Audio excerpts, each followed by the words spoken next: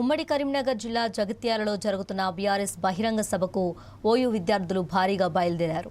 హైదరాబాద్లోని Osmania university arts కళాశాల వద్ద నుండి బీఆర్ఎస్వీ రాష్ట్ర నాయకుడు కొంపల్లి నరేష్ ఆధ్వర్యంలో విద్యార్థి నాయకులు సభకు తరలివెళ్లారు.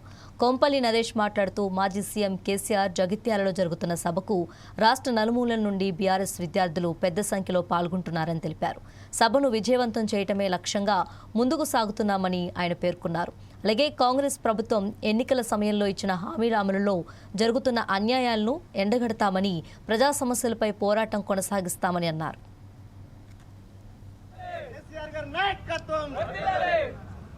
జగిత్యాల రైతు కూలీలు పెత్తందారులపైన ఏ విధంగా అయితే తమ యొక్క నిరసన వ్యక్తం చేసి బల ప్రదర్శన చేసి పెత్తందారులు ఏ విధంగా కూలగొట్టినారో ఇలా అదే ధోరణితో ఇవాళ రేవంత్ రెడ్డి వివరించిన తీరుని నిరసన ఇవాళ చలో జగిత్యాల కార్యక్రమానికి ఇవాళ కేసీఆర్ గారి నాయకత్వంలో ఇవాళ ఈ సభ జరుగుతా ఉన్నదో ఆ సభను విజయవంతం చేయడానికి ఉస్మానియా యూనివర్సిటీ వేదికగా బీఆర్ఎస్ పక్షాన ఇవాళ కేటీఆర్ గారి పిలుపు మేరకు ఇవాళ వందలాది విద్యార్థులు ఇలా ఊరికెళ్లి సభకు కలుగుతా ఉన్నాం.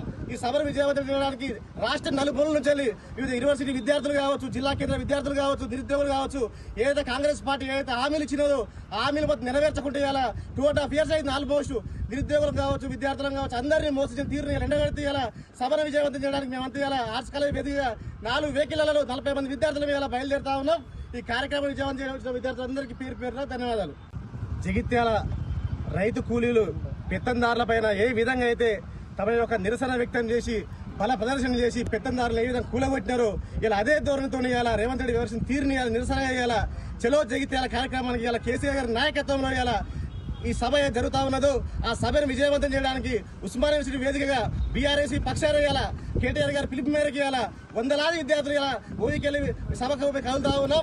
ఈ సభను విజయవంతం చేయడానికి రాష్ట్ర నలుమూలల నుంచి వివిధ యూనివర్సిటీ విద్యార్థులు కావచ్చు, జిల్లా కేంద్ర విద్యార్థులు కావచ్చు, నిరుద్యోగులు కావచ్చు, ఏదైతే కాంగ్రెస్ పార్టీ ఏదైతే హామీలు ఇచ్చినదో ఆ హామీలు మొత్తం నెరవేర్చకుంటే ఇలా 2.5 years అయింది. ఆల్మోస్ట్ నిరుద్యోగులు కావచ్చు, విద్యార్థులను కావచ్చు, అందరినీ మోసించిన తీరుని ఎండగడితే ఇలా సభను విజయవంతం చేయడానికి మేమంతా ఇలా ఆర్ట్స్ కాలేజ్ వేదికగా 4 వెహికళ్లలో 40 మంది విద్యార్థులు ఇలా బయలుదేరుతా ఉన్నాం.